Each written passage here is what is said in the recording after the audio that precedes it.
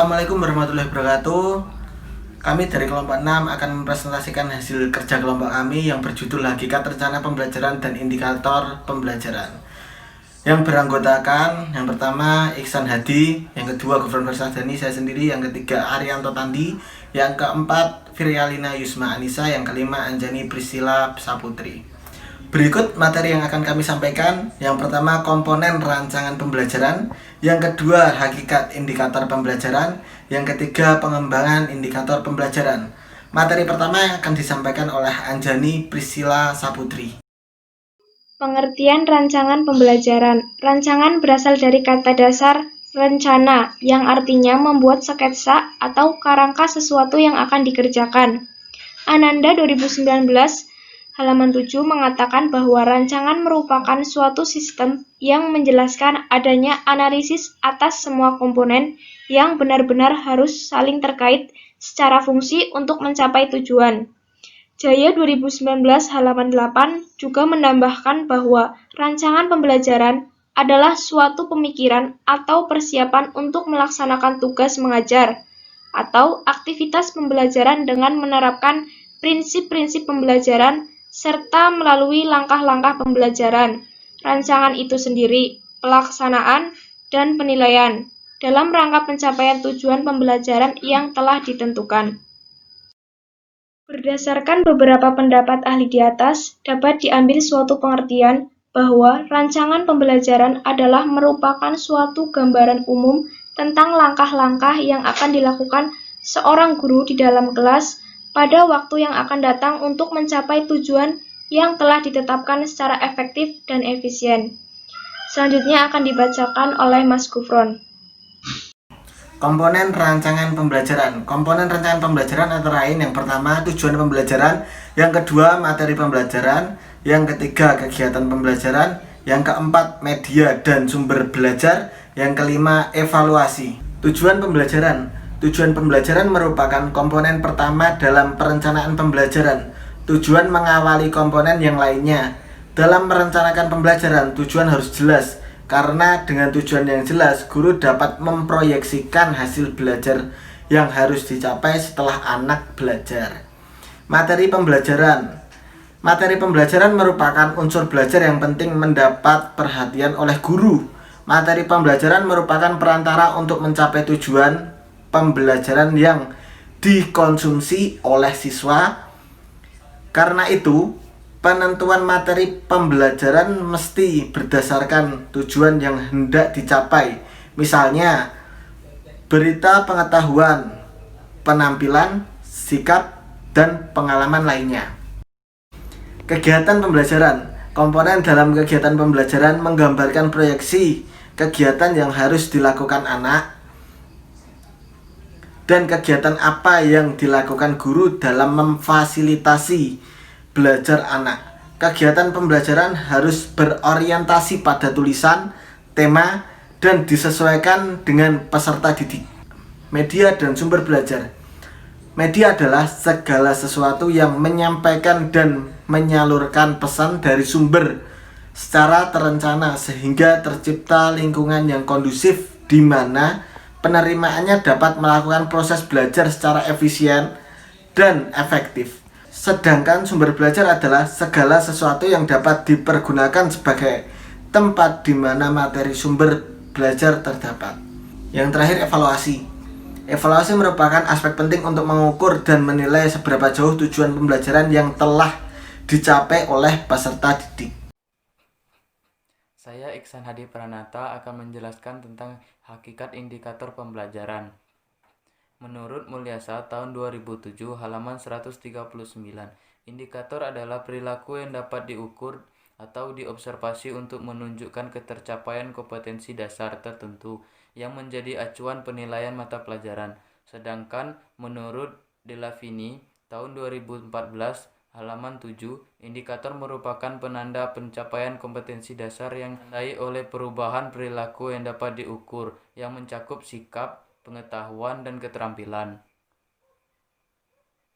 Indikator dikembangkan sesuai dengan karakteristik peserta didik, mata pelajaran, satuan pendidikan, potensi daerah, dan dan dirumuskan dalam kata kerja operasional yang terukur atau dapat diobservasi.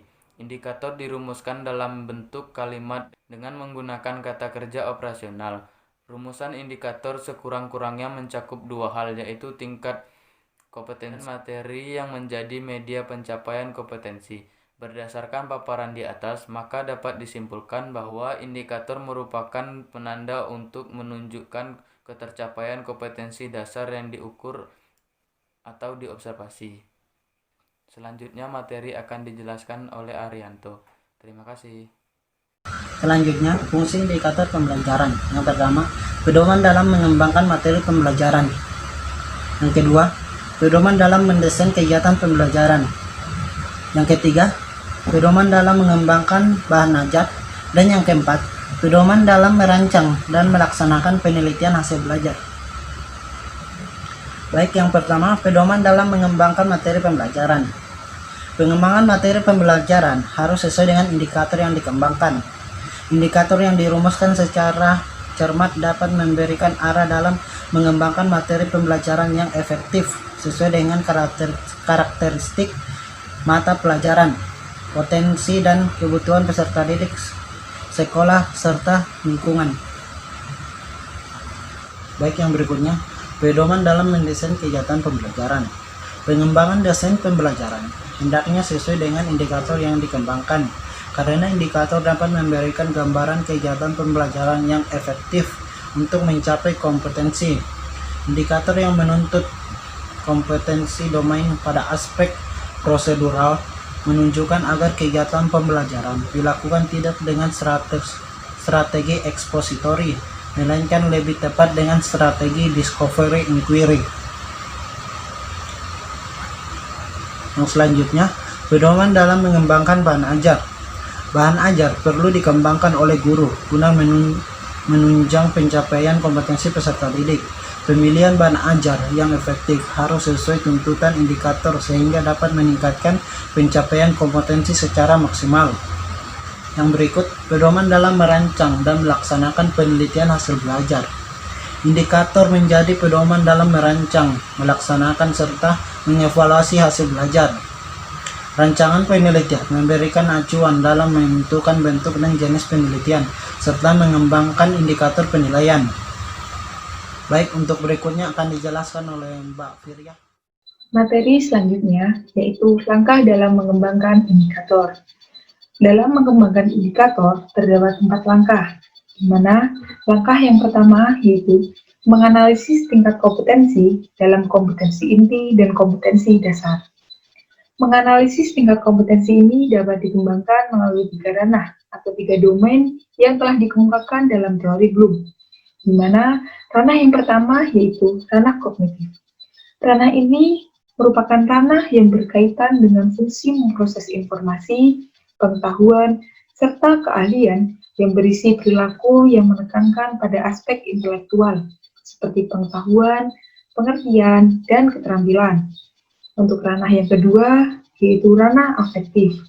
Ranah ini merupakan ranah yang berisi mengenai perilaku-perilaku yang menekankan pada aspek-aspek perasaan dan emosi, seperti minat, sikap, apresiasi, dan penyesuaian diri. Dan yang ketiga yaitu ranah psikomotorik. Ranah psikomotorik merupakan ranah yang berisi perilaku-perilaku yang menekankan pada aspek keterampilan motorik atau gerak, seperti tulisan tangan, mengetik, berenang, dan mengoperasikan mesin atau alat. Nah, dalam menyusun indikator ini, kita nantinya sebagai calon guru akan menggunakan kata kerja operasional, di mana kata kerja operasional ini sudah ditentukan menurut domainnya sendiri-sendiri. Seperti contoh pada yang pertama yaitu domain kognitif, di mana kata kerja operasional yang digunakan yaitu menyebutkan, menguraikan, mengungkapkan, menjelaskan, dan masih banyak lagi yang lainnya. Yang kedua, domain afektif. Kata kerja operasional yang digunakan yaitu bersedia memperhatikan, memberikan reaksi, menunjukkan sikap teguh, dan lain sebagainya. Dan yang ketiga yaitu pada domain psikomotorik, kata kerja operasional yang digunakan yaitu menunjukkan kesiapan mental, menunjukkan keberanian mencoba, dapat melakukan gerakan dengan lancar, dan lain sebagainya yang tidak bisa kami sebutkan satu persatu. Langkah yang kedua yaitu menganalisis karakteristik mata pelajaran, peserta didik, dan sekolah. Setiap mata pelajaran pasti memiliki kekhasan atau karakteristiknya tersendiri yang membuat berbeda dari pelajaran lainnya.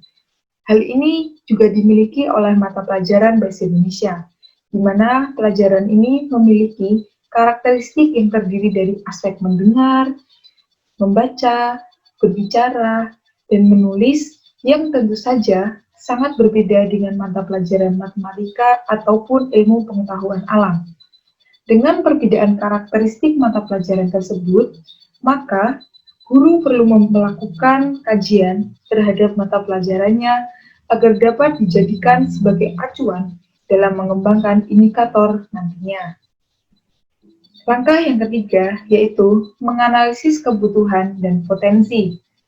Kebutuhan dan potensi peserta didik dan sekolah juga harus dianalisis untuk dijadikan sebagai bahan pertimbangan dalam mengembangkan indikator. Kebutuhan dan potensi ini merupakan suatu hal yang harus dilakukan agar peserta didik dapat diakomodasi kebutuhannya serta bisa dikembangkan potensinya. Dan yang keempat atau langkah yang keempat yaitu merumuskan indikator. Hartini pada bukunya tahun 2013 di halaman 10 mengungkapkan bahwa perumusan indikator perlu memperhatikan beberapa hal berikut ini. Di antaranya, yang pertama, perumusan indikator disarankan setiap kompetensi dikembangkan sekurang-kurangnya 3 indikator. Yang kedua, indikator harus memenuhi tuntutan kompetensi dasar yang tertuang dalam kata kerja operasional, seperti yang sudah kami jelaskan pada langkah yang pertama. Yang ketiga, yaitu perumusan indikator setidaknya mencakup 2 aspek, yaitu kompetensi dan materi pembelajaran. Dan yang keempat, yaitu indikator harus bisa mengakomodir karakteristik mata pelajaran. Ini kami memberikan contoh dari indikator, di mana indikator ini merupakan indikator bermuatan Bahasa Indonesia pada tema 6, subtema 1, kelas 3. Nah, itu tadi merupakan langkah-langkah dalam mengembangkan indikator. Sekarang waktu saya kembalikan kepada moderator. Sekian presentasi dari kelompok kami, kurang lebihnya mohon maaf. Wassalamualaikum warahmatullahi wabarakatuh. Salam dan bahagia.